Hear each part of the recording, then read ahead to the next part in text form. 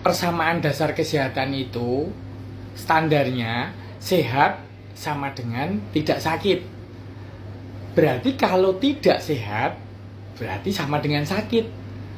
Tetapi makin kesini, makin modern manusia, standar kesehatan orang sehat atau tidak sehat itu lebih ditentukan oleh pemeriksaan laboratorium.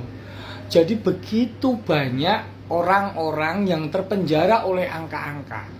Entah itu laboratorium sederhana yang bisa diperoleh di tempat-tempat terdekat kayak angka kolesterol, angka asam urat, kemudian angka gula darah, ataupun sampai lab-lab yang canggih. Misalnya orang sekarang mulai memeriksakan kadar vitamin D-nya kurang apa tidak. Sebenarnya pemeriksaan laboratorium itu adalah pemeriksaan penunjang yang membantu dokter yang meriksa itu untuk menegakkan penyakit atas indikasi khusus. Tetapi karena memang zamannya modern, orang pengen mengetahui masa depannya lebih cepat, lebih baik, supaya mode antisipasinya kuat, supaya di masa depan nanti tidak terjadi apa-apa. Orang mulai berkala melakukan pemeriksaan medical check-up rutin.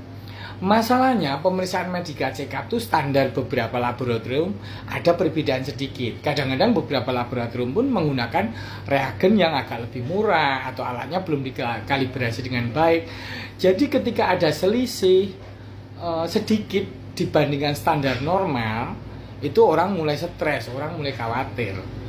Akhirnya walaupun si orang tersebut tidak mengalami sakit, tidak merasa sakit, dan tidak ada sinyal-sinyal atau alarm yang menyala di tubuhnya, orang malah menjadi kepikiran, menjadi sulit tidur. Akhirnya yang dia pikirkan itu muncul gejalanya, entah pegel di leher, pegel di pinggang, merasa gampang kesemutan, dan lain-lain. Berarti yang terjadi itu sebenarnya karena stres memikirkan angka laboratoriumnya. Jadi akhirnya nanti ketika orang hanya mempercayai pemeriksaan laboratorium tanpa konsultasi detail dengan dokter, apakah kisaran ini wajar, apakah ada penyebab-penyebab yang alamiah sebelumnya, misalnya faktor kelelahan bisa menyebabkan perubahan angka laboratorium yang mungkin di luar kisaran normal. Itu nggak mendiskusikannya dengan dokter, akhirnya orang tersebut akan merasa dirinya sakit. Padahal sebelum pemeriksaan medical check up, dia benar-benar merasa sehat. Industri kesehatan yang berkembang pesat tidak luput menangkap hal tersebut. Kekhawatiran masyarakat tadi akhirnya dibooster lagi oleh beberapa narasi baru bahwa orang kekurangan vitamin, kekurangan ion, kekurangan elektrolit, kekurangan kalsium, dan lain-lain. Makanya diciptakanlah produk-produk susu kalsium, vitamin. Coba berapa banyak kalau per individu mau menghitung biaya yang dikeluarkan untuk membeli vitamin, untuk memberi susu berkalsium. Bahkan remaja pun mulai minum susu tinggi kalsium karena dikhawatirkan tulangnya keropos dan lain-lain. Padahal dari makanan alamiah sudah banyak sekali yang mengandung kalsium. Industri kesehatan telah mendisrupsi pikiran dan kesadaran kita tentang konsep kesehatan kita, bahwa sehat itu sejahtera lahir dan batin. Tetapi ketika kita udah mulai terfiksasi pada angka-angka tersebut, kemudian didorong oleh kecemasan-kecemasan akan nasib buruk nanti di masa depan, akhirnya kita akan mengeluarkan uang begitu banyak untuk kesehatan tersebut yang sebenarnya tidak perlu. Dan efeknya lagi namanya Perlman effect.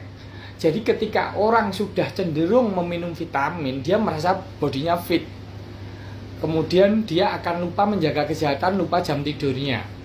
Kemudian ketika orang udah minum susu kalsium, mereka akan cenderung lupa melakukan peregangan, melakukan posisi kerja yang baik, kemudian melakukan olahraga ringan.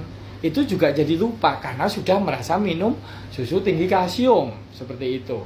Jadi ketika orang sudah semacam mendapatkan tameng, misalnya orang pakai helm, atau orang naik mobil sudah pakai seatbelt, sabuk pengaman, akhirnya mereka terbiasa jadi ngebut.